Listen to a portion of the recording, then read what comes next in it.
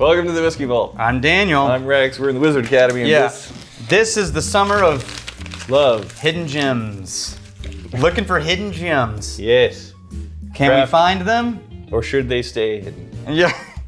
So first we're going to start with Archana, Patel, and Jay Hudgins sent this noble oak that we're not going to review because we've already done it. So that makes them a benevolent bastard for this round. Archana, Patel, and Jay Hudgins, you big benevolent. Here I. Nailed it.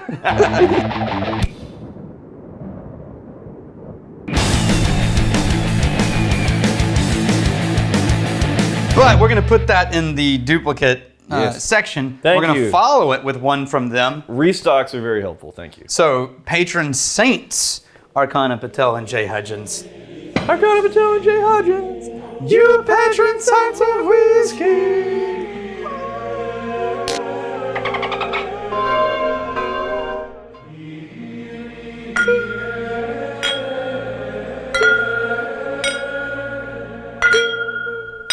It's too many dings. I like it. It's too many it. dings. Bidding It's it too in. many dings. It's a lot of dings. So, this is a weird one. This is from Grattan Distilling Company, established in 2015, Sonoma County, California. This guy owns a a winery and spirits company. And he created this. They have this still. But here was the interesting thing to me. They have a Headframe still. Huh. Wasn't that the guy with Reed Huddleston? My friend Reed Huddleston works for Headframe. It's a Headframe. Here's the depressing thing. Yeah. I was like, oh, I'm looking at the company. It's a Headframe still. We get to try the Headframe still. I can't wait. It looks like, it's distilled in Indiana. Damn it. So they're still making their own stuff. Yeah, They'll release their Headframe still made stuff in the future, I'm assuming. This is a 3-year-old rye. Okay. Batch number 1, Yes. but it's MGP. Okay. Probably their 95 rye. Yes, but I mean, is MGP really a hidden gem? No, and it really is just a rye cherry. It's well executed. There's a reason why it's a very popular rye. Yeah, it's a slightly herbal cherry. On these episodes, we should really just talk about bottle design. Yes. I like how there's a big pig. Do you like how there's a big pig? You know what? I only just now realized that's a pig. What'd you think it was? A bear. Oh, no. This whole time I've just been glancing across it without really looking. That's a boar. And I thought he was wrestling a bear. No, it's a boar the size of a bear. Yeah. The size of like a medium-sized bear. Okay. Yeah, like a black bear almost. Mm-hmm. Yeah. Do you like the label? I do. It reminds me of like the kinds of illustrations you would get in like a 1960s children's book. 1950s. And this, children, is how John met the bear. Yeah. The boar, I mean. Yeah. They really beautifully illustrated and all that. I like the. Some of these things on here make me think that they sent this out to a designer who had never worked in spirits, and they're like, design us a whiskey label.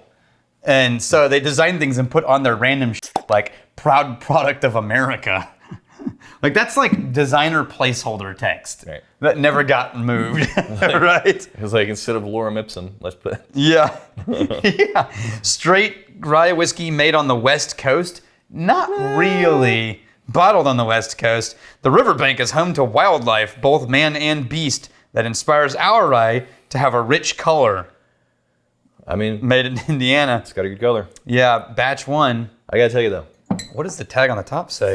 This is a very good rye. It's very popular rye. There's a reason why same thing. People love the MGP rye. Yeah. On the nose though, you get in there, you're getting some of the Smarties candy. Yeah, that dry, chalky note. Yeah. Here's the thing: if I was a distiller and I was a destination for like a winery and like a gathering place in Sonoma, and people are just tired of wine, they want some whiskey and spirits all day, then I'd be like, I'll give you some rye you're gonna love. Yeah. How do you know? Because you've always loved it.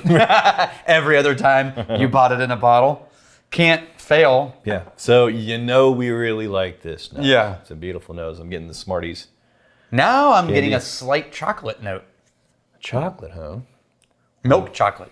Okay. I'm living in that cherry, of course. Oh. And then there's like a tea for me. The taste like is good, but it's a little thin. A black tea. I could see the taste is more of the cherry and more of the herb and less of the tea. 45%? Yeah, and it's less sweet than it smells. It's a little more, like, I think the proofing it down to 45. It is a very present nose. Yeah. Yeah. I was actually surprised when I saw that 45%. Much prefer nose to the palate. Mm-hmm. I wonder if they're getting it from MGP and then aging it in California, or if they're buying it effectively already aged. I really like that palate. I get your point that it's not delivering as much as the nose is promising. It feels a little thin in the mid palate. Like it just thins out right in the middle. Just for a moment. Though. Yeah. Just for a moment. No, I know, but it's because the finish swells right back up. Yeah, but it's the sweetness that vanishes. And it's all herb and slightly... All right.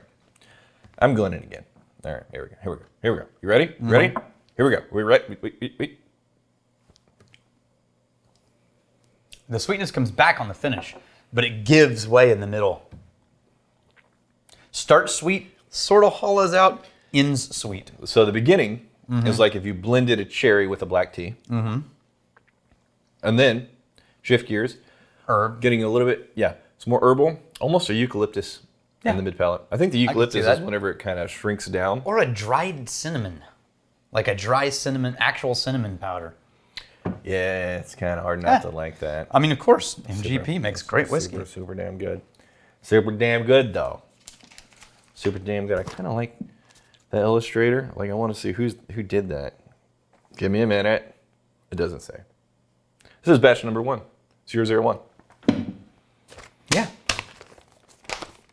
Doesn't really I know. count because we've had that before. What? Peter Schumacher, guys, you literally sent us water droppers. We know. Yeah.